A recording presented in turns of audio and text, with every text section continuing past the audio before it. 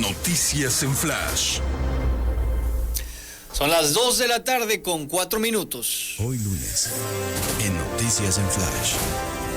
La opinión de Juan José Rodríguez Prats. Como cada lunes, en este espacio Noticias en Flash, tenemos la opinión del licenciado Juan José Rodríguez Prats. Le saludamos. ¿Qué tal? ¿Cómo estamos? Adelante. Pues mi querido tocayo, en primer lugar, déjame celebrar, porque yo creo que somos muy pocos los que podemos presumir haber sido entrevistados por 3 generaciones de Lucivilla. Me entrevistó tu abuelo allá en el sexenio del licenciado Mario Trujillo, del 70-76, me entrevistaron tu padre y tu tío, y ahora me entrevistas tú. Pues eso me hace sentirme muy honrado, muy afortunado, así que sean mis primeras palabras para darte las gracias, porque me has hecho un día muy especial. Pues al contrario, gracias por las palabras. Al contrario, mi querido tocayo, que sea el inicio de una brillantísima carrera, como seguramente la tendrás. Yo quisiera empezar por una reflexión. ¿Cómo actúa un funcionario cuando se equivoca? Hay 4 posibles respuestas. Una es ignorar, ni siquiera investigar, ni siquiera enterarse si se cometió un error o si hubo una equivocación. Hay una desafortunadamente desarrollada capacidad en el hombre público para autoengañarse, para alejarse de la realidad, para no ver los hechos. Esa sería la peor respuesta. La segunda, reconocer que efectivamente hay un error y una equivocación, pero no corregirlo, que al final de cuentas es igual de grave, porque se percibe que si se corrige se debilita al funcionario público. En tercer lugar, hay funcionarios hábiles que, sin reconocer que cometieron un error, procuran corregir, procuran disminuir, amortiguar los efectos negativos de su decisión, y hay lo que desde mi punto de vista debe ser la respuesta de un funcionario responsable: confesar, declarar que se equivocó y corregir. Y podríamos mencionar muchísimos casos en la historia. A mí me gusta mucho porque leí las memorias de Edward y mucho toda la historia de la familia Kennedy, y por ejemplo en el error gravísimo en el 60, cuando vino la invasión de los Bahía de Cochinos, que fue apoyada por John Kennedy, pues vino una protesta, vino una inconformidad, y Robert le sugiere que reconozca el error y que le pida perdón al pueblo de Estados Unidos, y además ofrezca no atentar contra Cuba en el futuro, lo cual le hace recuperar autoridad moral para enfrentar posteriormente lo que fue la mayor crisis de su gobierno en el 62, que fue la crisis de los misiles, también involucrada Cuba en este conflicto. Y la pregunta sería, ¿el presidente de México, López Obrador, está consciente de esos errores, los percibe, intenta corregirlos? Pues yo diría, por ejemplo, que desde mi punto de vista hay errores muy graves. El haber degradado tanto la presidencia, que la ha hecho perder autoridad, la integración de su gabinete. Yo veo a muchos funcionarios que están totalmente rebasados por la realidad y no viene el relevo, no viene el aceptarle su renuncia. Por otra parte, haber cerrado las guarderías, haber cancelado el Seguro Popular, el nuevo aeropuerto. Pero quisiera yo concentrarme, haber cancelado el aeropuerto de Texcoco, me refiero, pero me quisiera yo concretar, focalizar en 3 aspectos que me parecen sumamente graves. En primer lugar, su iniciativa de modificar el artículo 21 de la Ley Federal del Presupuesto y Responsabilidad Hacendaria. Esto me parece tremendamente grave, Juan Pablo.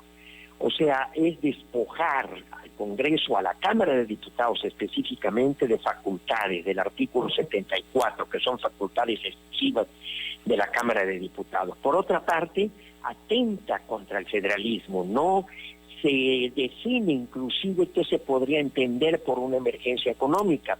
Siempre estamos en emergencia económica, con todo y la crisis que el día de hoy específicamente estamos confrontando.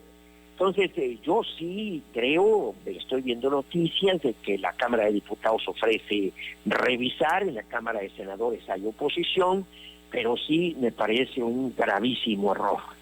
El hecho de que estemos en una situación de emergencia La misma Constitución señala una serie de mecanismos, de herramientas para poder enfrentarla sin que tenga que atropellar lo que es la división de poderes y lo que es el Estado de Derecho.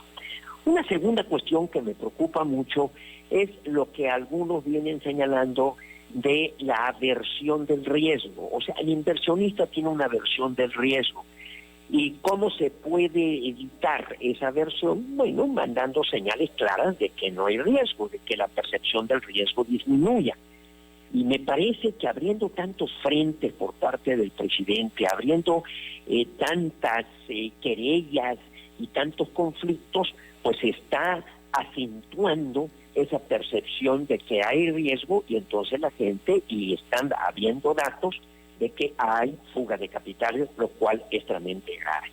Y el tercero que me parece sumamente grave también es esta discusión que ha surgido entre los gobernadores de quiénes aportan más y quiénes reciben y por qué esta relación tan inequitativa con la federación, y en donde inclusive se habla de nuevos pactos fiscales. Quiero decirte que desde 1925, y esto se debe al fundador del PAN, Manuel Gómez Morín, se hizo una convención fiscal, que yo creo que es el instrumento que hay que utilizar para efectivamente deslindar quienes deben cobrar y áreas de competencia, ámbitos de potestad tributaria entre la Federación, los estados y los municipios.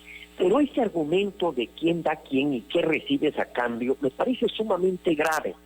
Esto es sentarnos a la mesa a hacer los reclamos. Este debate me parece que es un camino sin regreso. Así comenzó en España el asunto de Cataluña, cuando los catalanes empezaron a sentir que le daban mucho a España y España no se lo retribuía, y de ahí empezó este sentimiento separatista. Inclusive en la historia de México hubo el intento allá por 1836 de crear un estado integrado por Texas, Coahuila, Nuevo León y Tamaulipas, antes de que viniera la independencia de Texas en 1836. Entonces, yo sí creo que el presidente debe convocar, debe sentarse con los señores gobernadores, porque en medio de esta crisis que estemos hablando de una desarticulación de la República, de un desgarramiento de México, me parece sumamente grave. Aquí no se trata de cuánto aporto y cuánto me devuelven. Esto no es cuánto me toca del pastel, sino que pertenecemos a una nación con una cultura, con una tradición, con un sistema jurídico y político.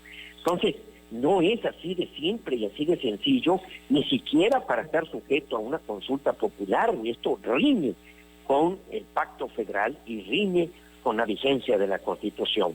Esos serían mis comentarios, Juan Pablo, que ojalá y el señor presidente, y yo me permito convocarlo como simple ciudadano, pueda percibir los errores y corregirlos, con todas las consecuencias, asumirlas, porque eso es lo que le da estatura de estadista, y no aferrarse a que yo tengo la razón y no la puedo discutir con nadie, porque ese tipo de actitudes, ese tipo de aferramiento a decisiones que no pueden ser modificadas, es lo que nos ha llevado a varias crisis que la historia registra, y que sería muy grave que hoy, frente a lo que estamos padeciendo, se agregue aún más y se ocasionen graves daños al pueblo de México. Este sería mi comentario.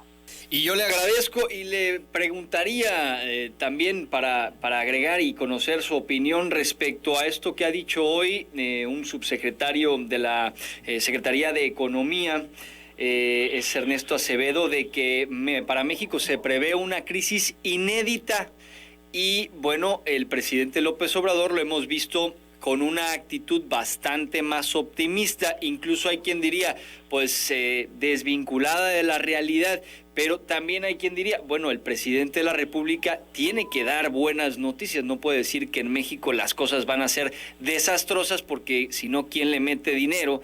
¿Quién invierte? ¿Quién hace proyectos en México? Entonces, desde su visión, ¿cuál debería de ser la postura del presidente respecto a lo que viene, que no es pues muy alentador para muchos? Mira, es muy atinada tu pregunta y contiene los dos elementos que un estadista debe reconocer, en primer lugar, los hechos. No es posible distorsionar los hechos. O sea, si la crisis tiene magnitud arriesgada, magnitudes que nos reten, que nos desafíen, yo creo que sí.